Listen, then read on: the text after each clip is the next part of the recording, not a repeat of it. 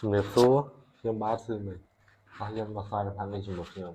មកចាប់ដើមខ្ញុំសូមស្នើសុំទៅកាន់បងប្អូនជួយចុច like share ព្រមទាំង subscribe ទៅកាន់ channel YouTube របស់ខ្ញុំម្នាក់មួយផងដើម្បីជាការលើកទឹកចិត្តមកដល់ខ្ញុំបាទឥឡូវយើងចូលទៅមើលលំហាត់ជាមួយខ្ញុំធានលំហាត់គេឲ្យយើងគេមាន limit ខាងក្រោមនេះតែក limit x ទៅជិត0នៃ x ចតាឲ្យ a ដក b ចែកឲ្យ sin ax ដកឲ្យ sin b bx ហើយខ limit x ទៅជិត0នៃ sin ការ៉េ x នៅលើឬការ៉េនៃ1ដកឲ្យ x sin x ដកឲ្យ cos x បាទអញ្ចឹងខ្ញុំនឹងដោះស្រាយលំហាត់កជូនមួយប៉ុន្តែមុននឹងដោះស្រាយខ្ញុំនឹងប្រាប់រូបមន្តមួយដែលគេកំណត់មកអញ្ចឹងគឺ limit x ទៅជិត0នៃ sin x នៅលើ x នេះស្មើនឹង1បាទចឹងវាជារូបមន្តមួយកlimit x ទៅជិត0នៃ x a ដក b នៅលើ sin ax ដកឲ្យ sin bx បាទអញ្ចឹងយើងដឹងហើយថា limit sin x នៅលើ x ឬមកក៏ sin ax នៅលើ ax ស្មើនឹង1អញ្ចឹងខ្ញុំនឹងធ្វើយ៉ាងម៉េចដើម្បីវាបានរាងមួយនេះឲ្យវាជំនួសបានដោយលេខ1វិញបាទយើងមើលថាភាគយករបស់យើងអត់មានអីធ្វើទេអញ្ចឹងយើងទុកវានៅដ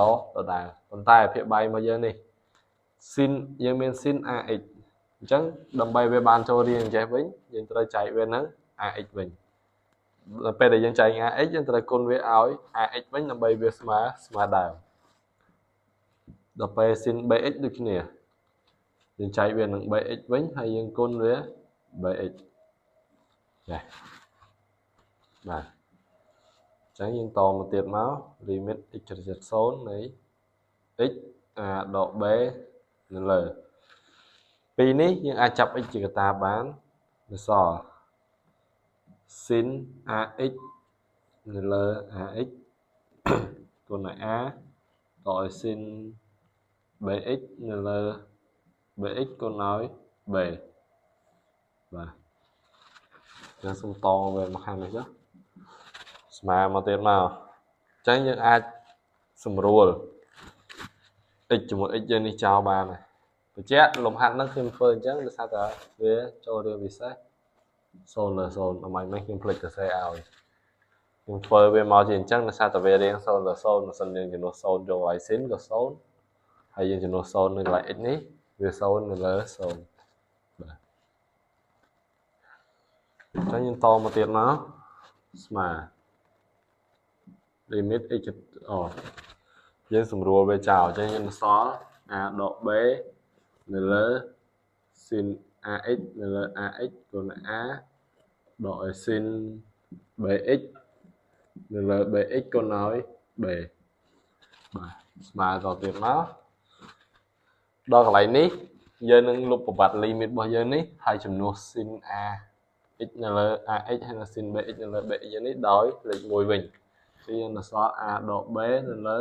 a គុណឲ្យ1អញ្ចឹងយើងបាច់សរសេរក៏បានដែរដកឲ្យ b គុណឲ្យ1អញ្ចឹង b អញ្ចឹង a ដក b ចែក a ដក b ស្មើនឹង1យើងអាចសរសេរដូចនេះមក limit x ទៅជិត0នៃសំទោស x a ដក b របស់យើងនេះនៅលើ sin ax ដកឲ្យ sin bx ស្មើនឹង1បាទជាចម្លើយចុងក្រោយហើយដល់ពេលលំហាត់ខវិញវាក៏ចូលរាងពិសេសដែរជារាង0លើ0ដូចគ្នាហើយដើម្បីដោះស្រាយវាបានយើងនឹងសម្រួលវារហូតតតែវានៅសល់ឡាយមានរាង0លើ0មិនន័យថាវាអស់រាង0លើ0វាអាចលេខនៅលើ0ក៏បាន0នៅលើលេខក៏បានតែកុំឲ្យតែមានរាង0លើ0ទៀតបាទហើយការដោះស្រាយរបស់ខ្ញុំគឺមានតែប៉ុណ្្នឹងសូមអរគុណ